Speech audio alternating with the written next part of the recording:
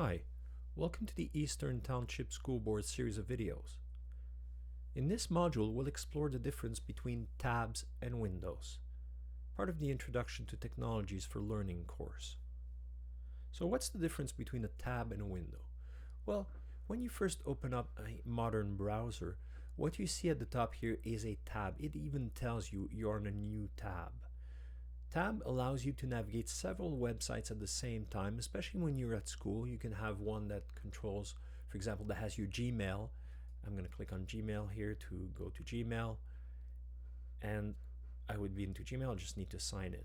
Next, I can click on that little add a new tab here, and I can go to ETSB Moodle. So now I can go to my classroom. Next, I can click on, for example, YouTube. Now I've got YouTube running. And then I'm going to create one last tab with my, let's say, Google Drive. So right now I can alternate very quickly between Gmail, ETSB, YouTube, and Google Drive. So these are different tabs. They're practical because they let you navigate and interact with many different websites at the same time. If you want to use a window, if I go to, File, New Window, that's going to create a whole new window up here. So I might have two different windows, but less practical because I need to go back and forth between them. And if they're neatly stacked on top of one another, you might think that the others disappeared and not be aware that it's there.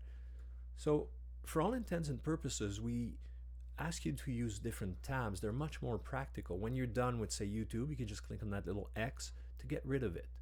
So now I can alternate between Gmail, ETSB Moodle, and Google Drive. So very practical. Tabs are a new way well, they've been around for quite a few years, but they're the most efficient way to navigate the web, as opposed to creating new windows upon new windows.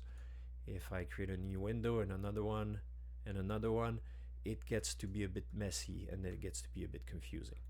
So again, the best way to navigate is just use tab. You can create a new tab by clicking on that little plus sign. All the browsers do this.